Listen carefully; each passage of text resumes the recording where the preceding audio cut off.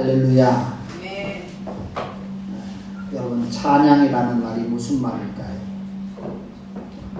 우리가 금방 왕이신 예수를 찬양했는데, 찬양이라는 말은 나의 신앙의 대상이신 예수 그리스도를 높인다라는 의미입니다. 요즘 유명한 영화 가운데 하나가 보헤미안 랩소드 그 영화가 있는데, 저 그 영화 보면서 깜짝 놀랐어요. 엄청난 운동장 스타디움인데 거기에 모든 사람이 가득 찼습니다. 그리고 노래를 하는데요, 제가 이 설교를 준비하면서 정말 이 성도가, 구원받은 하나님의 백성들이 정말 열정적으로 우리 주님을 찬양할 수 있다면 얼마나 좋을까, 그런 생각을 해봤습니다. 찬양이라는 말은 일련의 이런 행동을 음악적인 용어로 표현한 거예요. 음악적인 용어로 찬양, 찬송이라고 얘기합니다. 저는 오늘 이 설교를 준비하면서 과연 나는 우리 주님을 어떻게 찬양하고 있는가. 그래서 오늘 나의 찬양, 이런 제목으로 설교를 하려고 합니다. 오늘 메시아이신 아기 예수님이 이 땅에 오셨는데, 정말 그 예수님을 나는 어떻게 찬양하고 있는가. 오늘 우리가 한번 고민을 해봐야 될 줄로 믿습니다.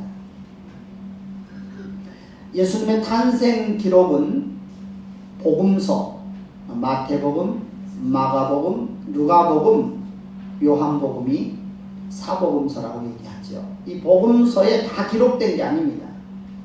예수님의 탄생에 관한 기록은 특별히 복음서 두 곳에 나옵니다. 마태복음과 누가복음에 나옵니다. 저자들이 각각 다른 관점을 가지고 있기 때문에 기록들이 달라요. 마태복음에는 예수님의 탄생 기록을 동방 박사들이 축하하는 장면이 나와요. 근데 여러분, 이 동방 박사는 동방에서 온 박사들이다 해서 동방 박사예요. 원래는 그의 나라가 메데파사라는 나라입니다. 놀랍게도 이 메데파사라는 나라는 천문대가 있었어요. 이 천문대에서 주로 하는 일들이 뭐냐면 별을 보고 연구를 합니다. 그런데 메데파사의 이 박사들이 이 별을 보고 깜짝 놀랐어요. 지금까지는 한 번도 보지 못한 이상한 별이 나타난 것입니다. 그들은 그 별을 보고 별의 인도를 받고 드디어 유대 나라에 옵니다. 근데 유대 나라에는 누가 왕으로 있었냐면 헤롯이 있었어요. 헤롯에게 동방 박사들이 유대인의 왕으로 나시니가 어디 있느냐라고 물었습니다. 그리고 그들은 드디어 베들레헴에서 난다는 얘기를 듣고 베들레헴에 찾아가게 되죠. 찾아간 이유는 별을 보고 경배하기 위해서입니다. 그러나 이 사건으로 인해서 헤롯은 아기 예수를 죽이기 위해서 음모를 꾸밉니다. 그리고 동방 박사들에게 너희들이 아기 예수께 경배하고 난 다음에 반드시 돌아갈 때에는 나한테 얘기해줘서 나도 거기 가서 경배할 수 있도록 해달라. 천사들의 지시를 받고 동방 박사들은 그냥 가버렸죠. 헤롯은 2살 이하의 모든 아이들을 다 죽여버립니다. 예수님께서는 특별히 아기 예수는 요셉과 마리아에 의해서 애굽으로 피난을 합니다. 이게 마태복음의 기록의 내용들이에요. 반면에 누가복음은 이 예수님의 태어나심을 천사들이 전해요. 천사들이 누구에게 전하냐면 들에서 양떼를 치고 있는 목자들에게 이 소식을 전합니다. 목자들은 그들 곁에 갑자기 찾아온 주의 사자에 의해서 두려움에 쌓이지요. 그러나 두려워하지 말라라고 얘기하면서 자신이 왜 주의 사자가 왜 목자들을 찾아왔는지 설명을 합니다. 그 목자는 아기 예수가 태어날 것이다. 그리고 그 아기 예수께 우리가 경배할 것이다. 너희들도 경배하라. 아기 예수가 태어난 것에 대해서 천사들의 찬양이 나오고요. 그 다음에 목자들의 경배와 찬양이 나옵니다. 오늘 본문은 천사들의 찬양과 목자들의 찬양이에요. 그리고 나의 찬양은 과연 어떤 찬양인가? 저는 예수님을 찾아가서 경배했던 목자들처럼 과연 나는 이 땅에 오신 예수님, 그 예수님과 내가 무슨 관계가 있는가? 오늘 이 시간 여러분, 나와 예수님의 관계는 어떤 관계인지를 고민하셔야 합니다. 인간의 몸을 입고 이 땅에 오신 하나님의 아들 예수 그리스도와 내가 어떤 관계 속에 살아가고 있는가? 주님의 출생 과정을 살펴봅니다. 성경 1절로 누가복음 2장 1절로 7절은 예수님의 출생 과정이 쫙 기록이 되어 있어요. 예수님의 출생은 꾸며낸 이야기가 아니에요. 예수님의 출생은 역사적 사실의 바탕을 두고 있어요. 그 증거가 뭐냐? 본문에 보면 2장 1절에 호적하러 갑니다. 어떤 때? 가이사 아구스토. 이 가이사 아구스토는 로마의 황제예요. 자, 호정령에 의해서 마리아와 요셉이 호적하러 고향에 가는 거예요. 그 고향은 베들레헴입니다. 여기 아구스토라는 사람은 역사적 인물로 로마의 초대 황제인데 그 사람의 이름은 옥타비아누스입니다. 실질 인물이에요. 그때의 아기 예수가 어떻게 됐다는 거예요? 태어났다는 거예요. 그런데 이 옥타비아누스는 로마 황제 중에 아주 탁월한 그런 황제입니다. 굉장히 훌륭한 황제였어요. 그리고 그 시대, 옥타비아누스가 로마를 다스리고 있는 그 시대에 예수님이 태어난다는 얘기죠. 그런데 이 예수님의 태어남은 언약의 성취입니다. 언약의 성취라는 말은 하나님께서 이미 약속하셨어요. 미가서 5장 2절에 하나님이 약속했어요. 베들레헴에서 태어나실 것을 말씀하셨습니다. 하나님의 섭리로 성령으로 잉태되었던 아기 예수는 하나님의 때에 하나님의 방법으로 태어날 때가 되니까 미가서 5장 2절에 언약을 성취하기 위해서 놀랍게도 로마 황제가 호정령을 발표하고 그 호정령에 따라서 어디로 가요? 베들레헴으로 가게 됩니다. 그런데 출생의 장소가 어디입니까, 여러분? 마구간. 왜 마구간이라고 그랬죠? 사람들이 많이 오다 보니까 여관이 들어갈 방이 없어요.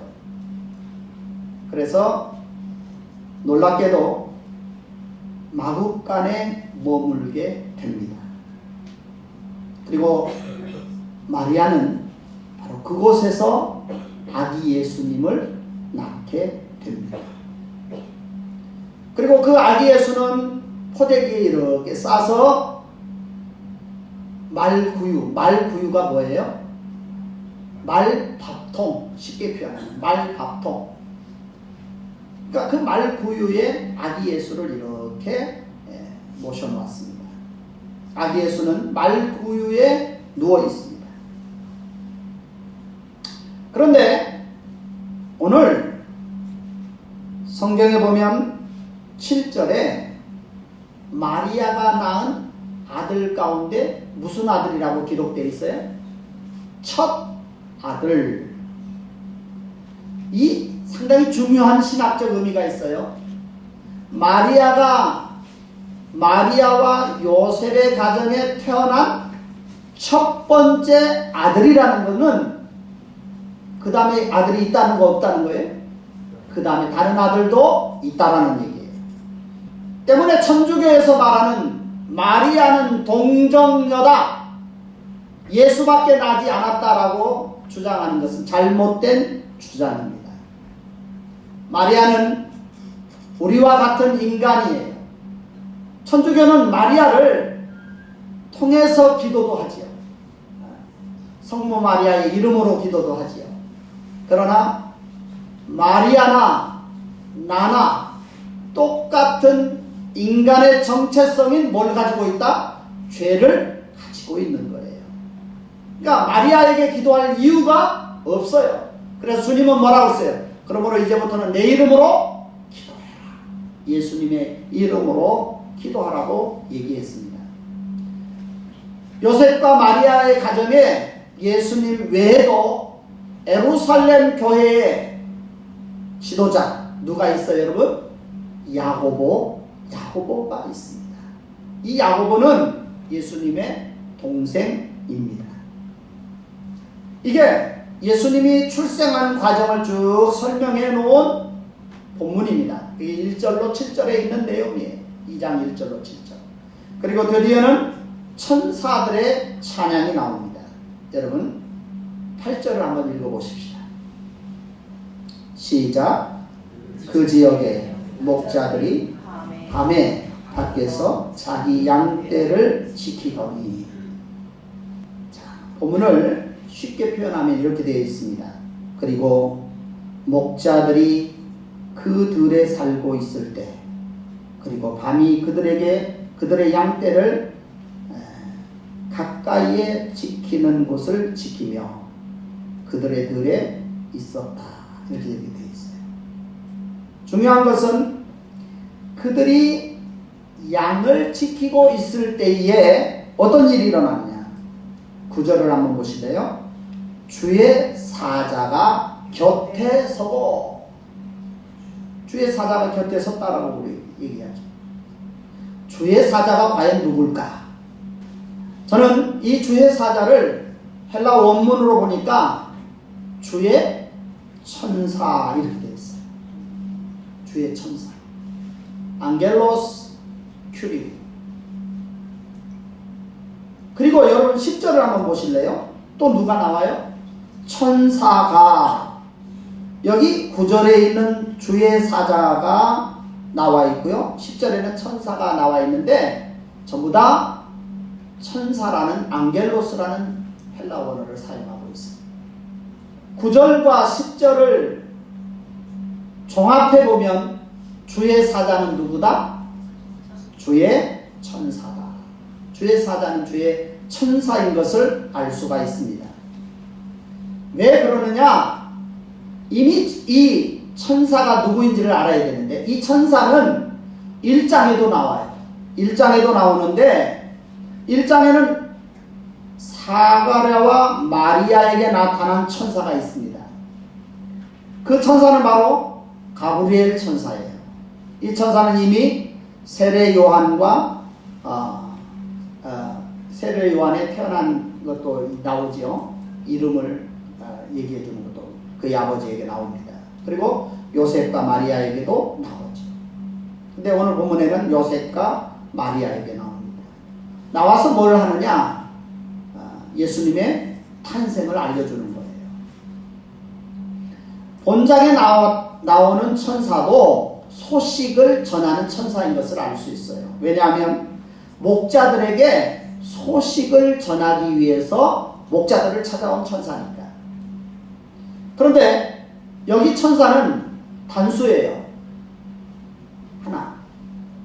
그리고 천사들의 찬양에는 복수예요. 천사들로 나와요. 자, 주의 천사는 무엇을 했는가? 목자들을 위로합니다. 목자들을 위로하는데 9절에 보니까 목자들에게 어떤 일이 일어났냐면 천사들의 말을 듣고 목자들이 두려워해요.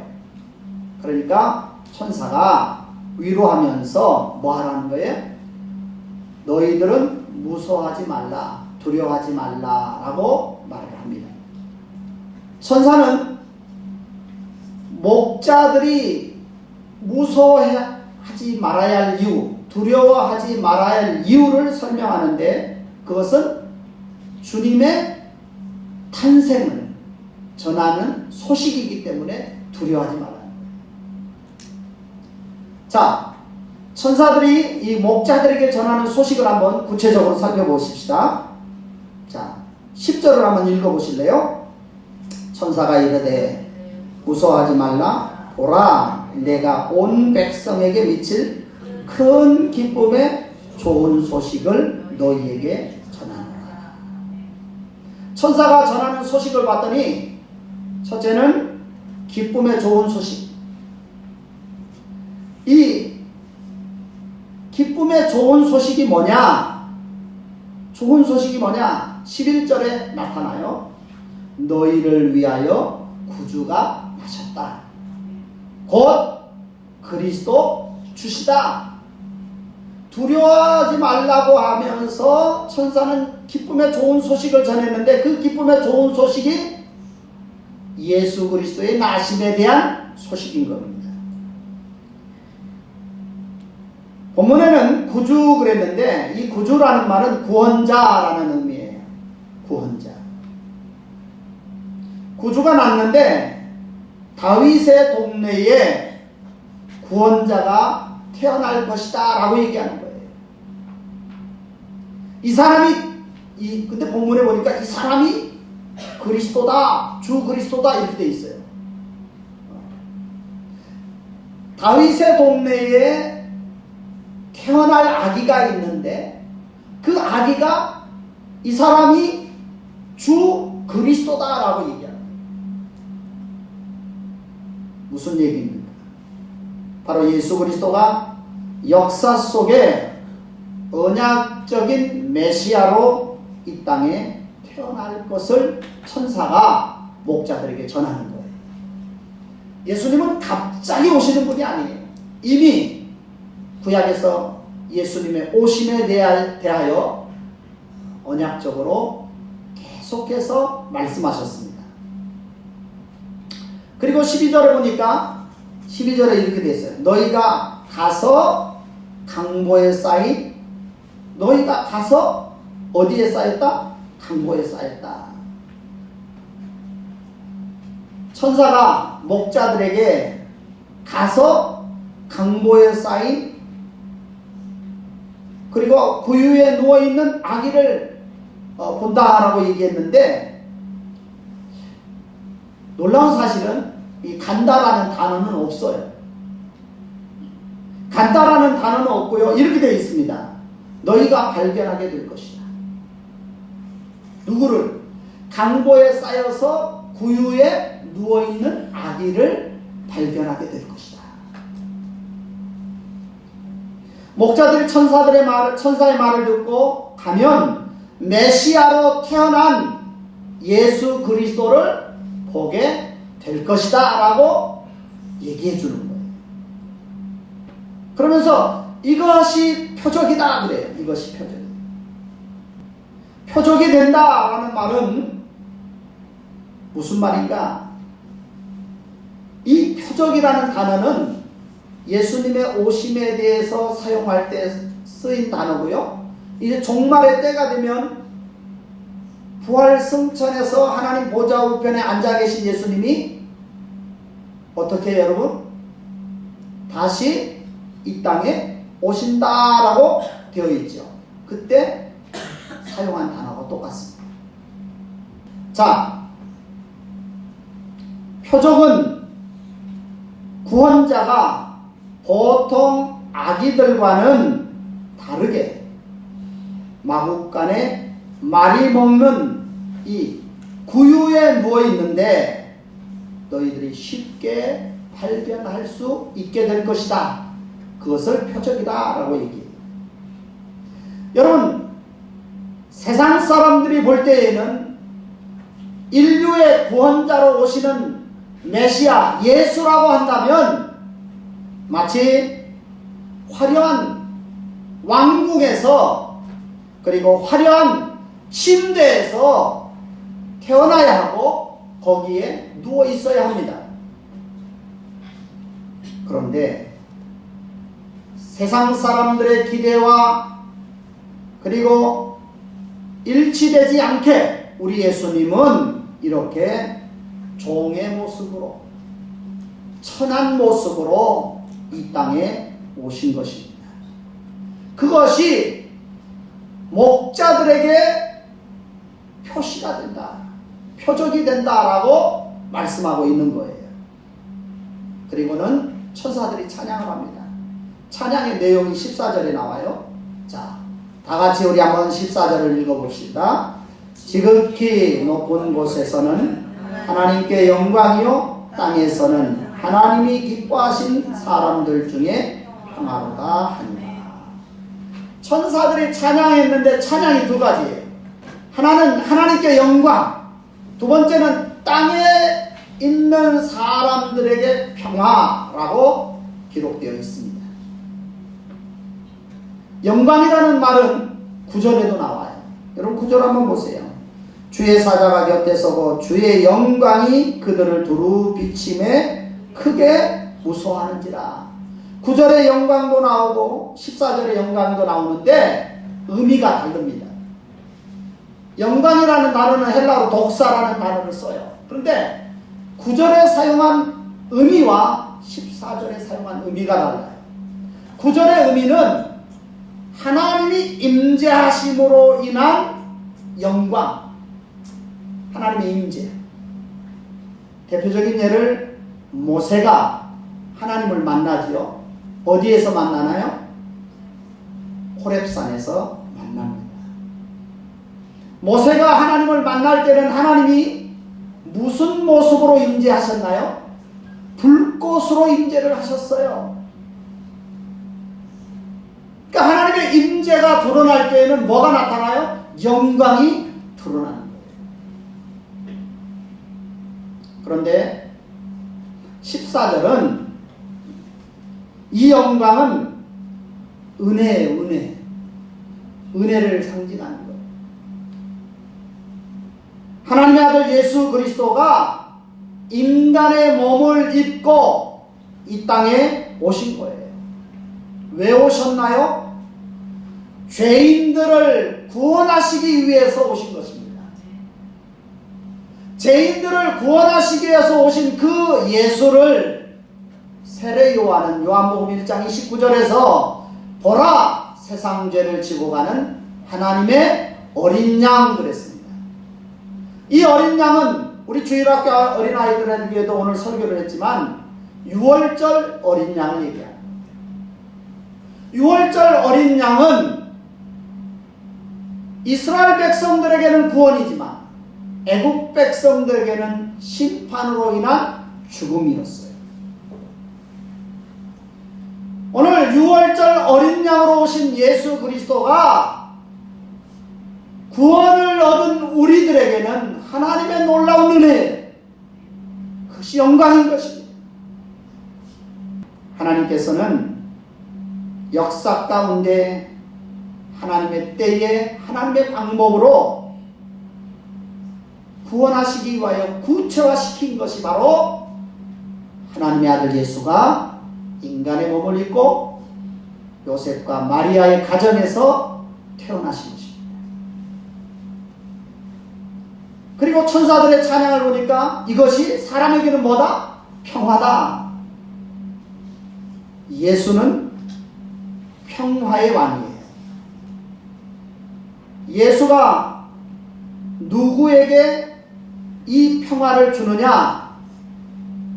놀라운 사실은 천사들이 목자들에게 뭐라고 했어요? 아기 예수가 태어날 것인데 아기 예수를 가서 보라고 했죠. 그러면서 사람들 중에 평화라고 했죠. 바로 목자들처럼 경배하는 자에게 뭐가 되는 거예요? 평화가 되는 거예요. 평화는 죄와 불순종하는 하나님과 원수가 되는 자에게는 평화가 없어요. 그러나 예수의 오심으로 인하여 목자들처럼 주님을 경배하고 주님을 영접한 사람들에게는 이 놀라운 평화가 임하는 것입니다. 그렇기 때문에 교회는, 성도들은 이 예수의 오심을 통해서 무엇보다도 교회와 가정 안에 평화가 있어요. 서로 미워하고 반목하고 그리고 질시하는 이러한 것들이, 이러한 벽이 무너져서 서로 화평해요. 저는 이번 12월 아기 예수님의 오심을 통해서 우리 민족이 서로 평화했으면 좋겠습니다. 그뿐만 아니라 예수의 오심은 염려와 근심과 걱정과 이 감정이 몹시 혼란한 가운데 살아가고 있는 모든 사람들에게 이루어질 평안인 줄로 믿습니다. 천사들이 이 찬양을 했어요. 그리고 드디어는 이제 목자들의 축하가 나옵니다. 소식을 전한 천사는 아까도 얘기했지만 단수입니다. 근데 찬양한 천사는 복수예요. 천사들이 찬양을 했어요. 여러분 13절을 한번 읽어보실래요? 호련히 수많은 천군이 그 천사들과 함께, 천사들과 함께라는 것은 천사들이 많다라는 얘기예요. 소식을 전한 천사와 지금 찬양하는 천사는 사이가 있습니다. 천사들이 하늘로 올라간 후에 목자들이 서로 말하는데 놀라운 사실은 목자들이 즉시 순종을 해요. 그 즉시 순종이 뭘로 나타나냐면 이제 베들레헴으로 가서 주께서 우리에게 알리신 바 이 이루어진 일을 보자. 즉시 순종을 해요. 지금 목자들이 천사로부터 이 소식을 듣게 된 것은 낮입니까? 밤입니까? 모든 사람은 지쳐서 자고 있습니다. 그들인들 왜? 야, 이제 알았으니까 내일 날이 밝거든 우리 가자. 이렇게 할 수도 있는데 그들은 즉시 순종을 합니다. 그리고 정말 이 사실이 사실인지를 확인하는 거죠. 드디어 천사들이 아기 예수를 찾아갑니다. 그리고 목자들이 찬양을 해요. 듣고 본 모든 것을 인하여 하나님께 영광을 돌리며 찬송하였다라고 얘기합니다. 천사들은 아기 예수의 오심을 통해서 하나님을 영화롭게 했습니다. 그런데 목자들도 아기 예수님의 오심을 위해서 하나님께 뭘 돌렸어요? 영광을 돌렸습니다. 천사들은 아기 예수의 오심을 찬양했습니다. 목자들 역시도 뭐 했어요? 찬양을 합니다. 자, 이 찬양은 아기 예수님을 영화롭게 하는 찬양이고 아기 예수님이 존귀하신 분이라는 것입니다. 이 찬양의 내용. 찬양은 기쁠 때나 슬플 때나 언제든지 우리가 할 수 있는 하나님이 주신 최고의 은혜입니다. 놀라운 사실은 이 찬송했다라는 이 단어가 분사예요. 분사라는 말은 무슨 얘기냐면 현재 분사인데 아기 예수에게 찾아와서 찬양을 하고 목자들이 그 다음에는 돌아갈 거 아니에요. 자기가 거처하는 곳으로 돌아가면서도 찬양했다는 거예요. 다시 말하면 목자들은 아기 예수님 때문에 아기 예수님을 만난 그 사실 때문에 그들의 마음 가운데 찬양이 흘러 넘쳐나고 있어요. 사랑하신 여러분, 성도들은 삶 속에서 찬양의 삶이 넘쳐나야 될 줄로 믿습니다. 찬양이 끊어지면 안 돼요. 찬양이 넘쳐나야 돼요. 이 찬양은 아기 예수를 보고 그 아기 예수를 영화롭게 하는 찬양, 존귀하게 하는 찬양, 그리고 집에 돌아가면서도 아기 예수를 만난 것에 대한 기쁨의 찬양을 했다는 거예요. 그러면 제가 여러분들에게 한번 질문해 보겠습니다. 나의 찬양은 무엇인가? 내가 하는 이 찬양은 무엇에 근거를 두고 있는 찬양인가? 어제 베트남 축구 감독이 우리나라 사람 누구예요? 박항서입니다. 저는 박항서를 되게 좋아해요. 왜냐? 집사님이셔요. 승리하고 나서도 여러분 기도하는 모습이 베트남 국민들에게 다 나왔어요. 골을 넣으면 앉아서 기도하는 모습이 나와요. 그런데 승리를 하고 우승을 했어요. 10년 만에 우승을 했는데 거기에 막 노래가 나오는데 퀸의 노래가 나오더라고요. 저는 한 마음으로는 이런 생각을 했어요. 야, 여기에 좀 소양의 그 멋진 좀 우리 박항서 감독이 소양한테 부탁을 해서 우리가 우승하면 그냥 그 기가 막힌 찬양을 한 곡 불러달라고 했으면 우리 소양 집사가 가서 찬양을 기가 막히게 불렀습니다. 아마 동남아 전체에 찬양이 울려 퍼졌을 거예요. 우리나라도 찬양이 울려 퍼졌을 겁니다. 시청률이 어마어마했어요. 우리나라. 사랑하신 여러분, 과연 나는 찬양하고 있는가? 그러면 내가 하는 이 노래는 무슨 노래인가? 무엇에 근거를 두고 있는 노래인가? 여러분의 찬양은 예수가 메시아라는 사실을 믿음으로 확신하는 찬양이 되어야 돼요. 목자들이 예수님을 만났을 때 뭐 했어요? 찬양했어요. 예수님 앞에서만 찬양한 것이 아니라 그들이 돌아가면서도 뭐 했어요? 찬양했어요. 우리 성경에는 그런 내용이 안 나오지만 헬라어 문법을 보면 나타나요.